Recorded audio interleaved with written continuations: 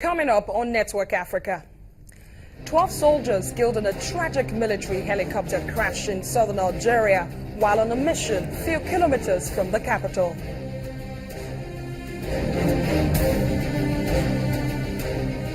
Authorities in Mali arrest two men believed to be linked to the Ivory Coast attack that claimed the lives of 19 people earlier this month.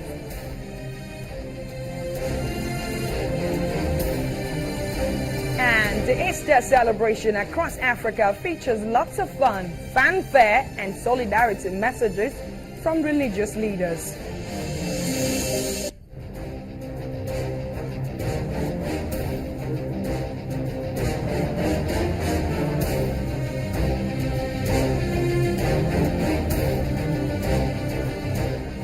Hello and welcome to Network Africa. I am Abduction Josh. It's been a long holiday for many across Africa. Happy Easter celebration. Let's quickly take you through stories that made headlines of the weekend, from Egypt to Algeria to Cameroon and Nigeria. Here's your weekend summary across Africa. Prosecutors ordered the detention of 4 relatives of the head of an alleged criminal gang, which police said was found with belongings of murdered Italian student Giulio Regeni. The gang leader's wife, brother, sister, and brother-in-law were held, accused of concealing a criminal and hiding stolen goods. Police found Regeni's possessions at a house belonging to the sister. Then in Algeria, Ministry of Defense in a statement said security forces on Saturday killed 3 Islamist militants close to the town where police shot dead a would-be suicide bomber earlier in the week.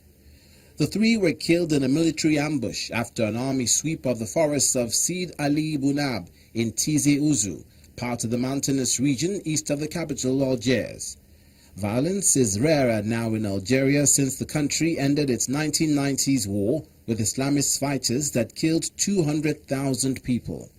But Al-Qaeda in the Islamic Maghreb and small bands of fighters allied to Islamic State have been active in remote parts.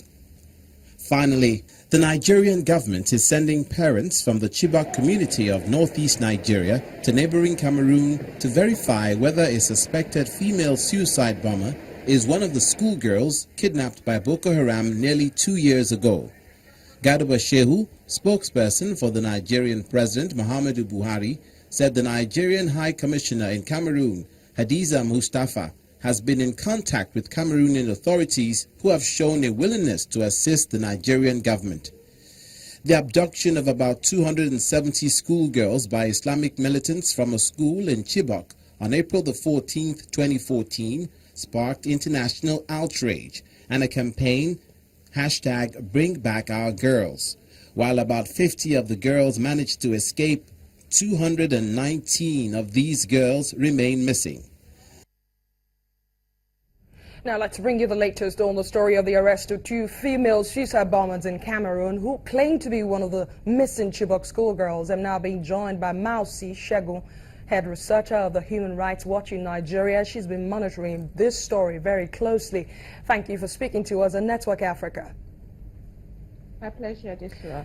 A Nigerian delegation is believed to be in Cameroon right now to ascertain the claims of the 2 suicide bombers who were arrested. Are you optimistic the girls' claims could be true? I think we just have to grasp at every opportunity to keep hope alive. The abduction of the girls has gone on for too long. It's almost 2 years, and we're very much in need of some positive development in this situation. So if the claim turns out positive, could this be an important link in resolving the missing Chibok girls puzzle? I think it would. It's a very significant development, really. Even if it turns out that it is not the girls, I think that having a would-be suicide bomber with information for the girl to have mentioned Chibok at all, I think it will be significant, the kind of information that can be extracted from this girl about the whereabouts of the Chibok girls, other abductees, and why and how the insurgents have been using female suicide bombers. Let me ask you quickly, how important is it for the military and other intelligence agencies involved in the rescue mission to act quickly on this piece of intel? Remember, there have been allegations of a lax attitude about intel received about the girls in the past. What do you have to say about this? Absolutely, absolutely. Quick movement, and I think that the fact that the parents, some of the parents of the girls are in Cameroon as we speak right now is a credit to the government and the other organizations that are assisting to bring this about.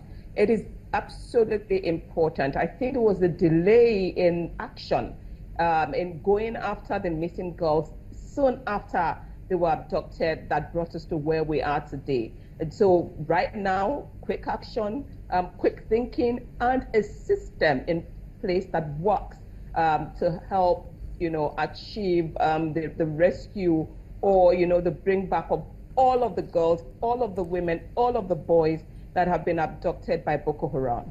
So, it is not also unusual that a few people may be skeptical about this piece of information. It could turn out to be true that the girls are indeed one of the missing Chibok girls, and it could be otherwise. We'll have to wait to find out. But what are your final thoughts about this development? Where can it lead? Where should it lead? I think that it's really a wake-up call for the government. The government needs to be proactive in seeking for and obtaining information about all of the missing people. There is an absolute need for a missing persons register, just focusing on the Northeast. There are so many people who have lost loved ones. They have no information. No one is giving them any updates about efforts to find them and what to do when they return. I think this is a great opportunity that the Nigerian government must seize immediately. It's almost impossible for me not to ask you what your organization is doing in any way to support this rescue.